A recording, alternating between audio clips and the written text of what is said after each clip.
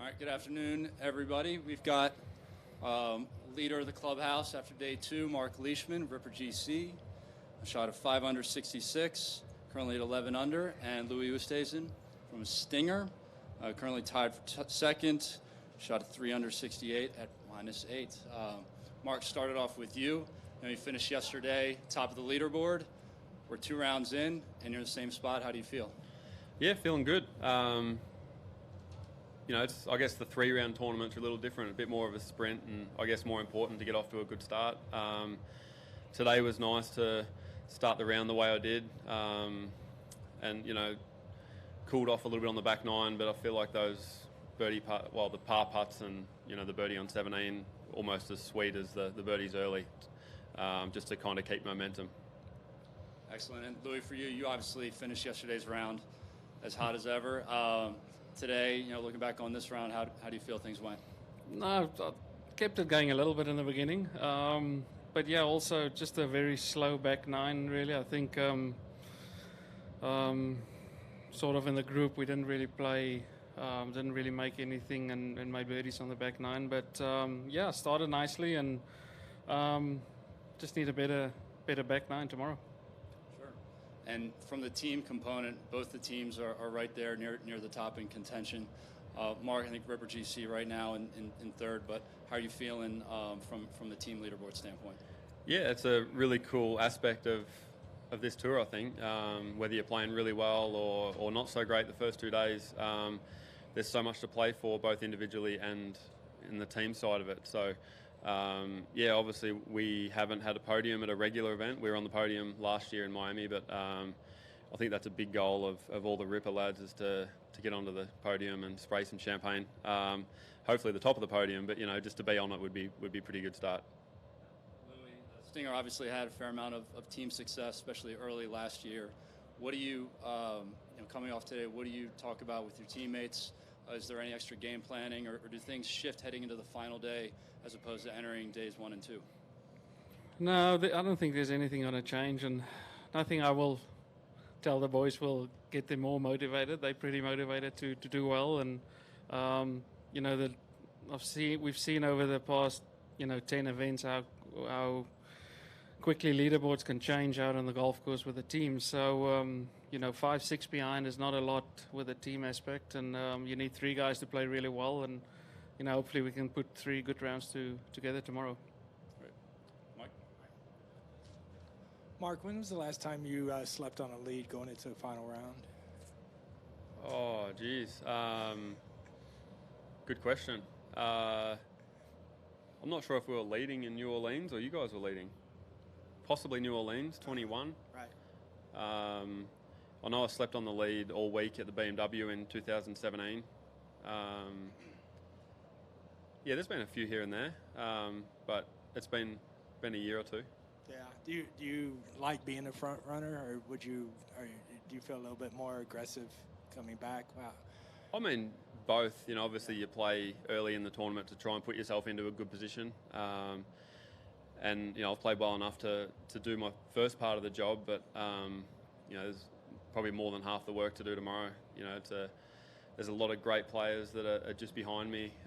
It's a golf course where you can make a lot of birdies, and if you're a little bit off, you can make a lot of others. So you can lose a lead quickly or you can extend it. So I just need to do my job, hopefully play as good as I can, and see where we end up at the end of the day. But I enjoy the feeling of sleeping on a lead, and like I said, that's why we play, to get ourselves into that position. And one more question for you on your start. Obviously, can't ask for a better start. Can you just talk about that first 9-hole stretch and what was going on there? Yeah, it was really nice to start off that way. I hit really 2 great shots into the first, and me and Louis both did. Both hit it off the back of the green, but to chip in on the first hole is always a nice feeling. And then, make a couple of nice putts after that and keep momentum going. So it'd be nice to get off to a start, something like that tomorrow. Certainly not expecting the same sort of thing, but I know it's able to be done. So.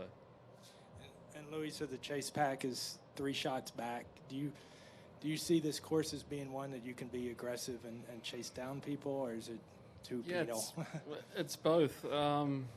Like you said, you can get off a flyer with, first hole being a par 5. If I'm in the last group, you can start off like Leish did today with the eagle, and you can get going. But it's a golf course where you can quickly, if you're a little bit too aggressive, you can lose shots quickly. So it's definitely one where you can make a lot of birdies. So I'd expect the top of the leaderboard up there to really be a bunch of birdies on the scoreboard. And I think you hit driver off the deck. Is that right? 17. That's the only way I could get there. So no hesitation. You didn't. No, I did it actually in the practice round, and I hit it to 20 foot. So I was very positive in. I just pulled it a little bit, but yeah, got there. Saw the number was 2 yards different to the practice round. I'm like, I'm going again. That driver came out of the bag real quick, actually, didn't it? And you touched on this a little bit yesterday, and then they mentioned it in the broadcast today, just about your elbow, and that. Can you kind of just talk us through for everybody in terms of how much pain? I'm not in any pain. Not in any pain. It's something I need to do in the off season, and hopefully I can get there. And it's fine now, and I'm managing it well, and it's good. It's been really good. Louis Keely Johnson, drunk by the turn. You had considerably your best round of the weekend today. Given that Marc has a 3-shot lead, do you think, first off, what's your mindset going into tomorrow? Do you think you'll play more aggressive, given, the course is already tough enough, trying to, get to that first spot tied with Marc? No, I won't play any different than what I'm playing. I feel like I'm rolling it good enough to just give myself birdie opportunities. I'm seeing the lines pretty good on the greens. So not really won't be more aggressive. I think all of us, look to the last 4 or 5 holes. If you're right up there and you need to make an aggressive swing at a certain shot, then you will do it. But other than that, nothing will change to what I've been doing so far. And also, Marc, I know Australia has some of the most poisonous snakes in the world. What was going through your mind when you saw that rattler? All the fans were chanting for you to jump over it. Yeah, I was the first to go through, actually. Yeah, it was a big fella, actually. What, it was 5 or 6 footer. Yeah. He'd been having a feed on something. He was pretty healthy. But yeah, I made sure I was out of reach when he went through. I've seen my fair share of snakes, though, in Australia. Awesome. Good luck this weekend, guys. Thank you. Thank you.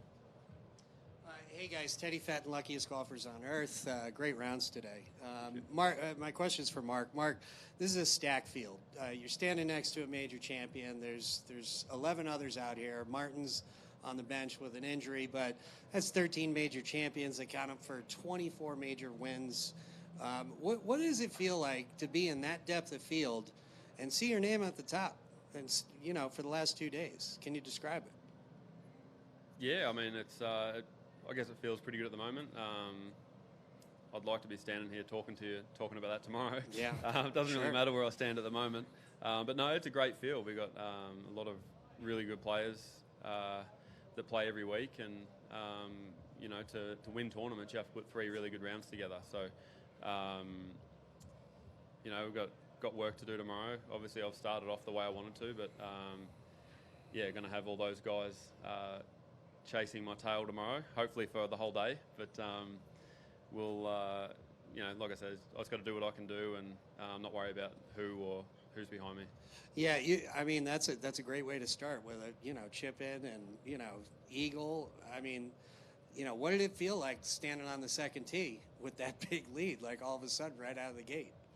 Oh, I mean, you don't really think about it, to be honest. It's, 30? I've got to do some quick math here. 35 holes to go. Yeah. After that, so it's a volatile golf course. You can make a lot of birdies, a lot of others if you're not quite on. So, yeah, I don't think you worry about the lead that early in a tournament. You just concentrate on your job. Okay. Yeah. Thanks, man. Good luck, both of you guys. Thank you. Thank you.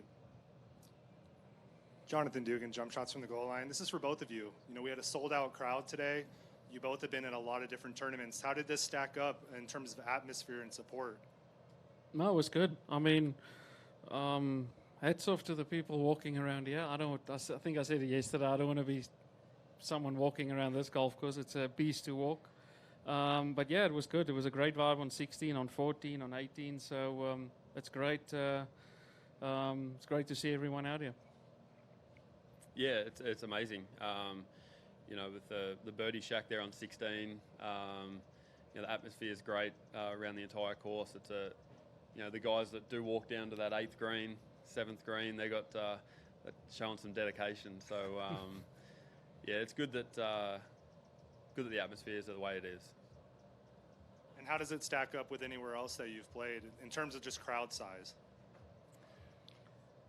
I mean, it's as good as any event we've played, really.